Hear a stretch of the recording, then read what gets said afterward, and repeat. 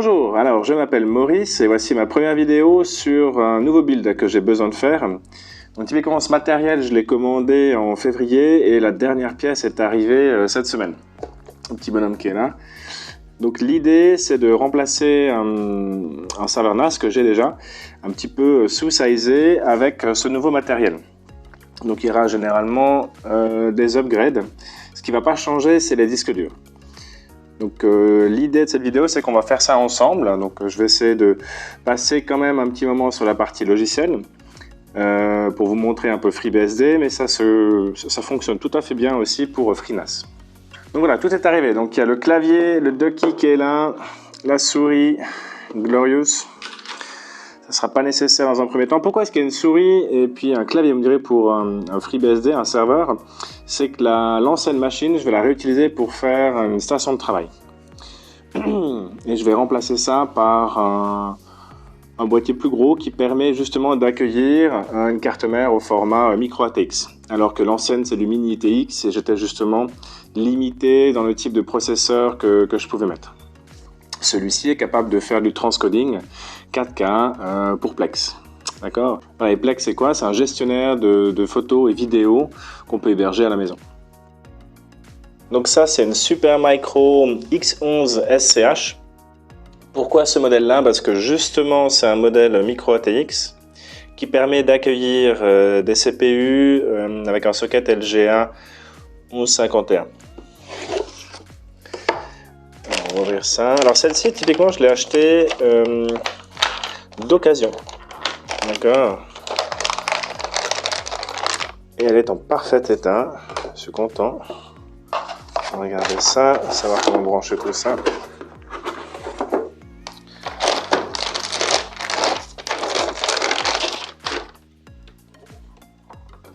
Voilà.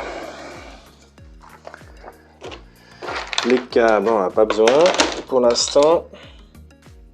Voilà la bête. Donc l'alimentation, les cartes mémoire, le processeur. J'ai des ports M2 normalement qui sont un ici et l'autre ici. Voilà. Donc typiquement le FreeBSD que j'ai, il n'a pas d'ARC ou d'intent log dédié. Donc il n'y a pas de cache séparé. Je le fais sur le disque dur aujourd'hui. Mais j'avais dans l'idée d'utiliser quelque chose comme ça qui permet finalement de faire du caching. Alors j'en ai pas besoin pour la mémoire parce qu'on va passer quand même à 64 Go pour les lectures et c'est relativement erratique, j'appelle jamais les mêmes fichiers, donc peu d'intérêt pour ARC. En revanche, les intent log, ça va être vraiment intéressant pour accélérer les écritures. J'écris pas mal de fichiers. Après, pour toute cette partie ZFS, parce que c'est le système de fichiers que j'utilise, on ne pourra pas en discuter dans cette vidéo-là, il en faut vraiment une séparée.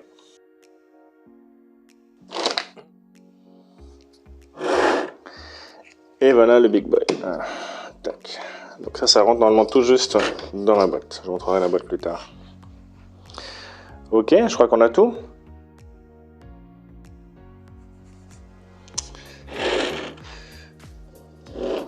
Je crois qu'on a tout. Alors on va commencer par le processeur. Toujours ma pièce préférée. Donc le processeur c'est quoi? C'est un Xeon 2176G qui monte à 3,7 GHz et qui peut être aussi overclocké, bien que j'en ai pas l'usage au jour d'aujourd'hui. Ok, on est content. Voilà. Fantastique. Maintenant la mémoire, donc la mémoire on monte à, donc je passe de 32 à 64. Hop. C'est que les prix sont tellement abordables pour la RAM, ça vaut le coup d'en profiter. Donc là c'est simplement une Crucial en DDR4 2666. Donc hop, je crois qu'on n'a pas, ça change rien, bleu ou noir de mémoire. On va regarder ici. Alors mémoire, connecteur. Non. Connecteur, memory support installation. Unbalance not recommended. Ok. Donc il supporte un buffer ECC, c'est parfait, du ECC. Les slots bleus doivent être populés en premier, c'est parti. Voilà.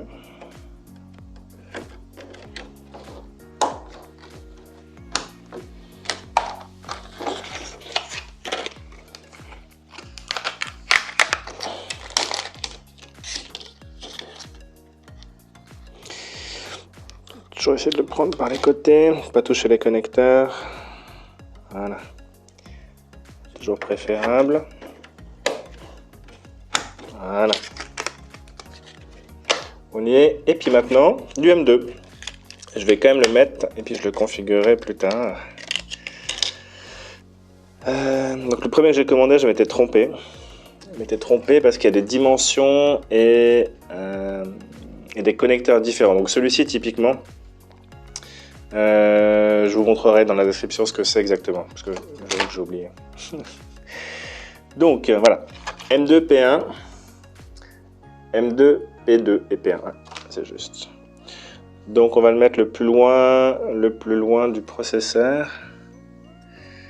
Et je crois que ça se pose. Celui-là il est tout simple. Ah, c'est magnifique. Pas besoin de grand chose. Petit clic et c'est bon. Waouh, magnifique. Voilà. On y est. Maintenant, le bébé. Donc lui, il va arriver en fait comme ça. Ouais.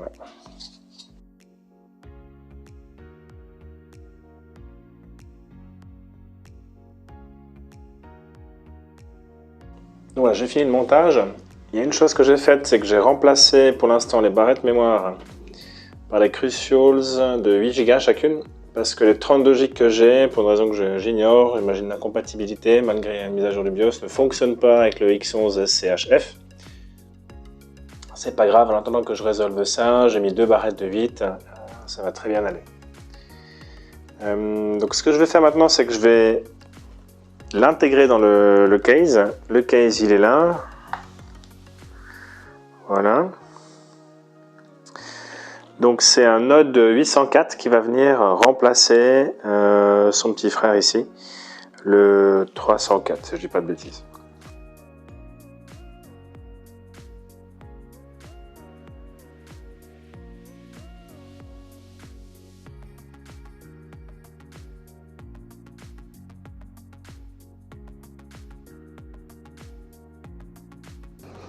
Alors j'ai mis les petits taquets là pour tenir. J'espère qu'ils sont bien mis. Il y en a un qui est déjà de base en fait ici, là, sur ne pas se tromper. Et on va essayer de poser ça tranquillement avec les connecteurs à l'arrière. J'ai déjà posé le shield.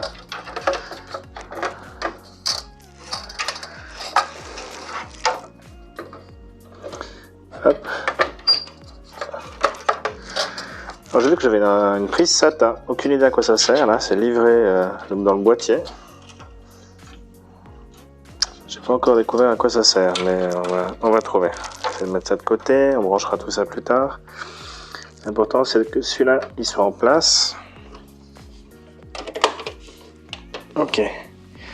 Donc derrière j'ai exposé les deux Ethernet, le VGA, le serial, l'IPMI pour le management et deux USB simples, j'ai pas besoin d'USB 3 derrière. Alors normalement il y a tout qui est aligné. On va voir. C'est là que j'aurais pu faire un effort. J'ai une visseuse aimantée électrique. Eh oui. Je crois qu'elle est un peu fine pour ça. Ah, non, ah voilà, c'est ça que je vais éviter. Classique. Voilà. Ok. Donc Donc ça prend une place folle, hein. Donc effectivement, le ventilateur, faire attention en le choisissant parce qu'il est en fait à la limite. D'ailleurs, on va vérifier que ça ferme. Voilà, si je ne me suis pas trompé, on est quel côté? Côté vitre. Ah. Avant de tout fermer. Wow. Millimètres. Je vous conseillerais un ventilateur moins grand, hein, si je devais refaire. Mais ça ferme.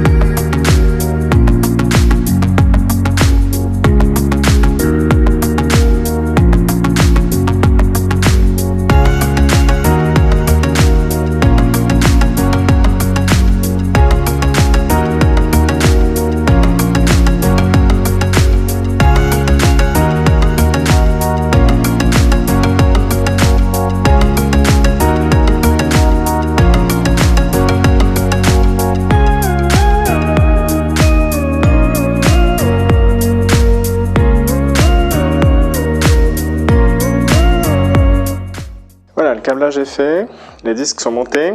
J'ai deux soucis, c'est qu'il y a les disques qui s'installent que dans la longueur, donc je trouve une astuce, pas encore trouvé. Et puis il me faut du jus pour les ventilos, là, pour pouvoir les contrôler correctement. À voir. Voilà, au niveau du système d'exploitation, il était installé avant avec cette ce simple extendeur USB. Donc tout le système en fait est ici. Donc j'ai juste simplement à le replanter en USB 3 en bas.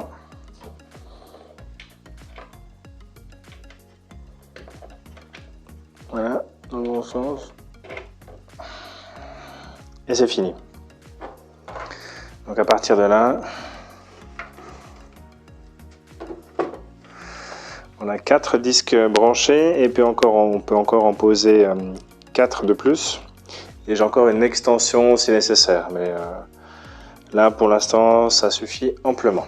Donc on va brancher et tester que tout fonctionne.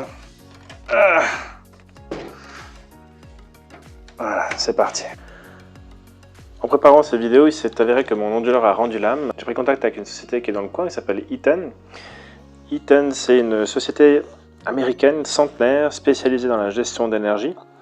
On les retrouve dans des domaines aussi variés que l'automobile, le domaine industriel, tout ce qui est hydraulique et puis même l'aviation. Pour ce qui me concerne, c'était vraiment la distribution d'énergie informatique. Donc en l'occurrence, un onduleur, c'est ce qu'on appelle une alimentation de secours.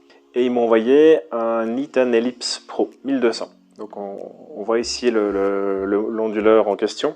Il y a 3 modèles. Il y a le modèle qu'on trouve plus communément en Suisse, il y a un modèle qu'on trouve plus facilement en France, et puis un modèle qu'on trouve plus facilement en Allemagne.